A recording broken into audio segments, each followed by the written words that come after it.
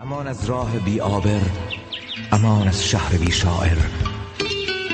امان از روز بی روزن، امان از این همه رهزن، امان از باد بی باده، امان از سرو افتاده، امان از تیغ بی دردان به جای بوسه برگردن، امان از سایه بی سر بر این درگاه دردآور، امان از ناتمام تو، امان از ناتمام من، امان از روز بی رویا، امان از شام مرگاوا، امان از جای صد تشنه میان چین پیراهن،